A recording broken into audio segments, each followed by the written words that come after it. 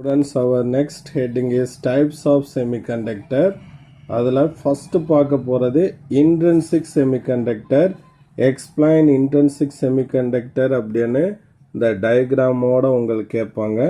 So ஒரு story மாதிரி தான் இது இருக்கும். ஒரு 3 மார்க். ஃபஸ்ட்டு வாங்க, இன்ட்ரின்சிக் செமிகண்டக்டர்னா என்ன? It is a pure form of semiconductor without contain any impurity atom.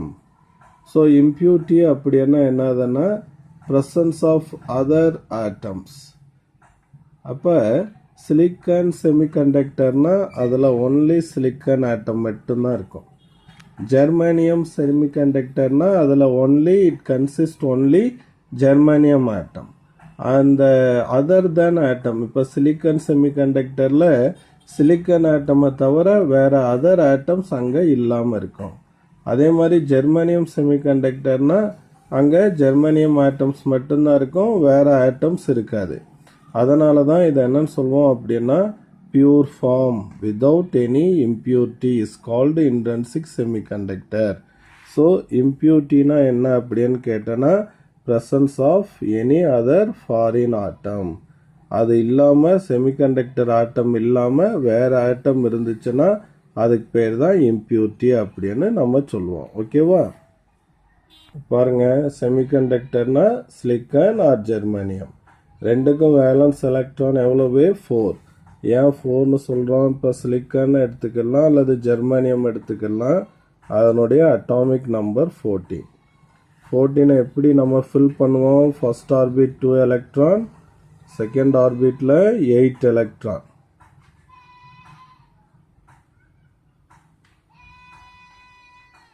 ஓகேவா? அப்போ இது ஃபுல் ஆயிடுச்சா? அப்போ 2 + 8 10 ஆயிடுச்சா? ஸோ இந்த ஆர்பிட்ஸ் வந்து ஃபுல் ஆயிடுச்சு.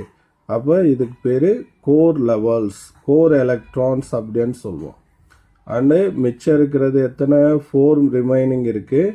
அந்த 4 தான் அவுட்டர் மோஸ்ட் ஆர்பிட்டில் ப்ரெசண்டாக இருக்கும். So this is called valence electron. இதுதான் நைபரிங் ஆட்டமோட என்ன பண்ணோம்? பாண்ட் ஃபார்மேஷனில் ஈடுபடும். இப்போ வந்து ஃபார் எக்ஸாம்பிள் இங்கே ஒரு சிலிக்கான் ஆட்டம் வச்சுருக்கோம்.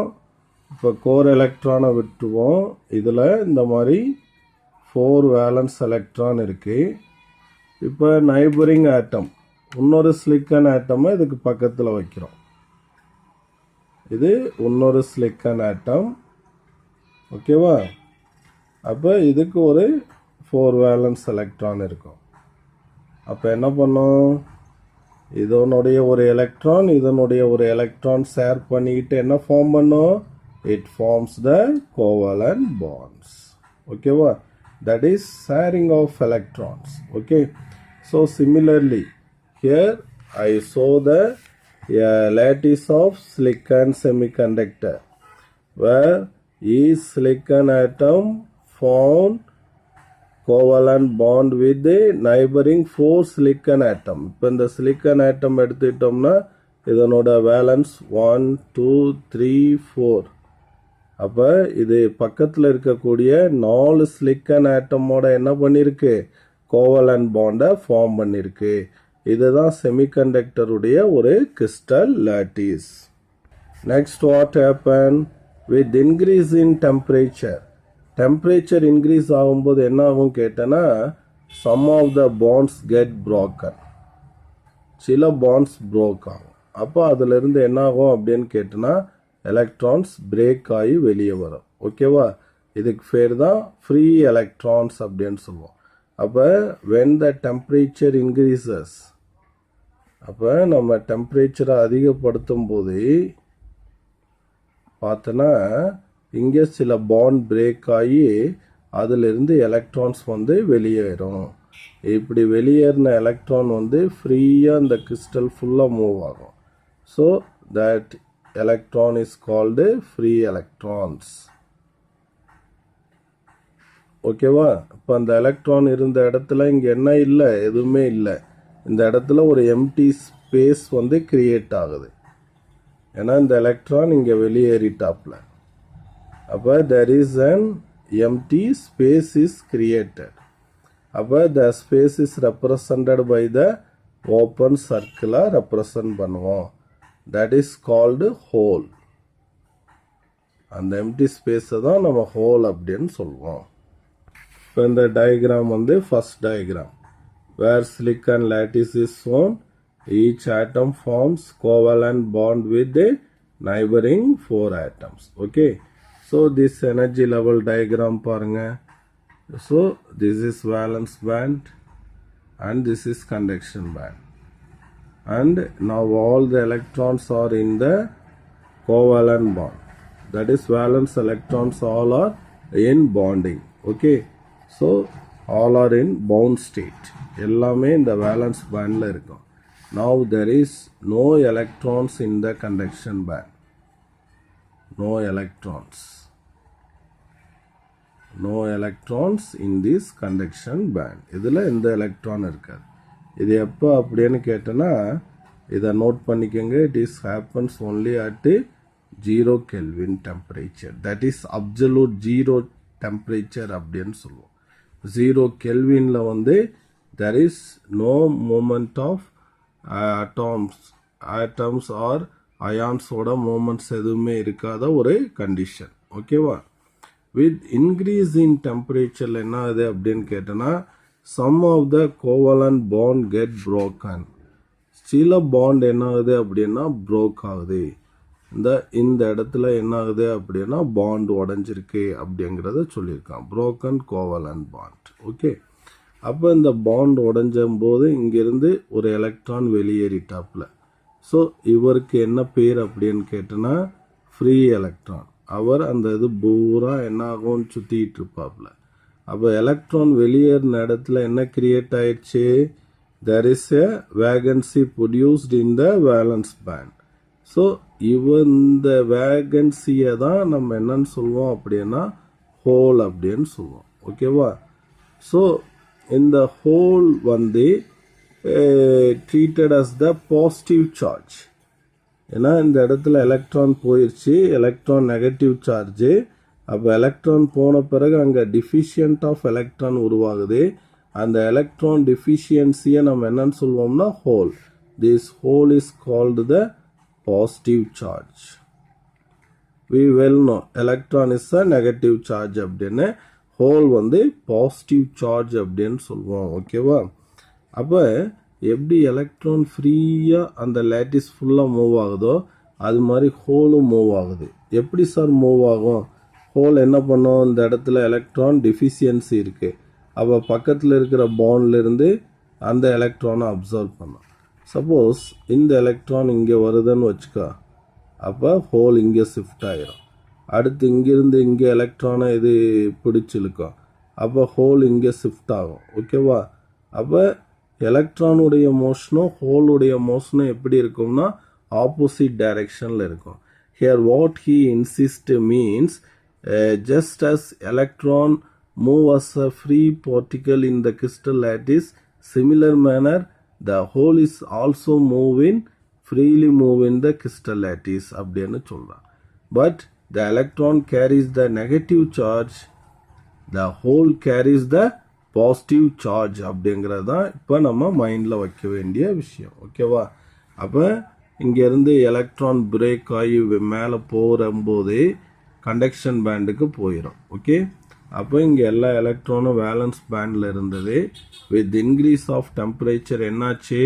Some of the electrons move to the conduction band. அப்போ சம் ஆஃப் த எலக்ட்ரான் பாண்டை பிரேக் பண்ணி அதை தான் நம்ம ஃப்ரீ எலக்ட்ரான் அப்படின்னு சொல்கிறோம். அதெல்லாம் இந்த கண்டக்ஷன் பேண்டில் போய் ஃப்ரீயாக என்ன பண்ணுதே அது மூவ் பண்ண ஆரம்பிக்கும். அப்போ அந்த எலக்ட்ரான் இருந்த இடத்துலலாம் என்ன கிரியேட் ஆயிருக்கு? Vacancy. that is called hole. So in intrinsic semiconductorல இங்கே கண்டக்ஷன் பேண்டில் எத்தனை எலக்ட்ரான்ஸ் இருக்கோ அதே எண்ணிக்கையில் என்ன இருக்கும்? ஹோல்ஸ் இங்கே இருக்கும். ஏன்னா இங்கேருந்து எலக்ட்ரான் ஷிஃப்ட் ஆகி இங்கே எத்தனை நம்பர் போகுதோ அத்தனை எண்ணிக்கையில் என்ன கிரியேட் ஆகும்? ஹோல்ஸ் கிரியேட் ஆகும். இப்போ 4 எலக்ட்ரான் வந்து இந்த இடத்துல ஷிஃப்ட் ஆகி போயிருக்கு இங்கேருந்து வேலன்ஸ் பேண்ட்லேருந்து கண்டக்ஷன் பேண்டுக்கு. அப்போ 4 வேகன்சி கிரியேட் ஆகிருக்கும். அப்போ ஹோல்ஸ் வந்து 4. அப்போ இன் இன்ட்ரின்சிக் செமிகண்டக்டர் இது வந்து ஒரு முக்கியமான ஒரு ஒன் வேர்டு. இன் இன்ட்ரின்சிக் செமிகண்டக்டரில் number of conduction electron, number of free electron, இந்த ஃப்ரீ எலக்ட்ரான் இங்கே வந்தாவே அது கண்டக்ட் பண்ண ஆரம்பிச்சிடும். அதனால் இதுக்கு இன்னொரு பேர் வந்து கண்டக்ஷன் எலக்ட்ரான் அப்படின்னு சொல்லுவோம். அப்போ number of conduction electron, number of free electrons in the conduction band is equal to the number of holes in the valence band அப்படின்னு இங்க இது ஒரு இம்பார்ட்டன்டான ஒரு ஒன் வேர்டு. ஸோ இங்க சொல்லியிருக்கோம் பாருங்க, in intrinsic semiconductorல the number of electrons in the conduction band is equal to the number of holes in the valence band அப்படின்னு சொல்லியிருக்கான்.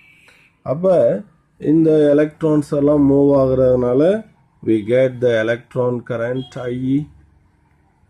அதே மாதிரி இந்த ஹோல்ஸ் எல்லாம் move ஆகுறதுனால we get the hole current IH.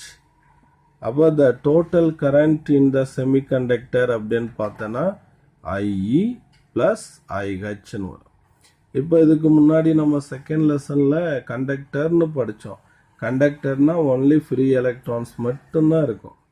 ஆனால் செமிகண்டக்டரில் there are two charge carrier. Fix in your mind.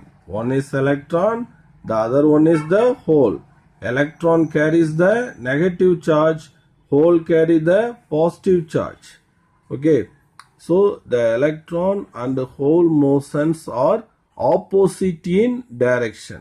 That is very important. Okay. So அதெல்லாம் இங்கே கொடுத்துருக்கோம். ஸோ இங்கே டோட்டல் கரண்டோட எக்ஸ்பிரஷன் கொடுத்துருக்கேன். ஸோ அடுத்து இங்கே ஒரு பாயிண்ட் நான் ஆல்ரெடி சொன்னேன். In intrinsic semiconductor it likes and insulator at 0 கெல்வின்னு சொல்லியிருக்கானா. ஏன் 0 கெல்வினில் அது இன்சுலேட்டர் ஆக்ட் ஆகுது அப்படின்னு சொல்கிறோம்? ஏன்னா at 0 kelvin there are no electron in the conduction band. Conduction பேண்டில் என்ன கிடையாது? எலக்ட்ரான்ஸ் கிடையாது. எப்போ? அட் 0 கெல்வின்ல. So at 0 kelvin the intrinsic semiconductor is behaves like an insulator. அது என்னவா ஆக்ட் ஆகுது? இன்சுலேட்டராக ஆக்ட் ஆகுது அப்படிங்கிற வார்த்தை தான் அங்கே கொடுத்துருக்காங்க. அதுக்கப்புறம் increase in temperature, number of charge carrier, electron எல்லாம் கண்டக்ஷன் பேண்டுக்கு போகுது. Some of the bonds broken. அப்போ எலக்ட்ரான்ஸ் வந்து ஃப்ரீயாக மூவ் ஆகி கண்டக்ஷன் பேண்டுக்கு போகும்போது அந்த எலக்ட்ரான் இருந்த இடத்துல ஹோல்ஸ் வந்து கிரியேட் ஆகிக்கிறது. ஓகேவா? So increase in temperature the number of charge carriers, electron and holes are created அப்படிங்கிறத இப்போ பார்த்தோம். அப்போ இன்ட்ரின்சிக் கேரியர் கான்சன்ட்ரேஷன், கேரியர்ஸ்னால் இங்கே யார்? எலக்ட்ரானும் ஹோல் தான் கேரியர், சார்ஜ் கேரியர். அப்போ intrinsic carrier concentration is the number of electrons in the conduction band or number of holes in the valence band in an intrinsic semiconductor அப்படின்னு சொல்கிறோம்.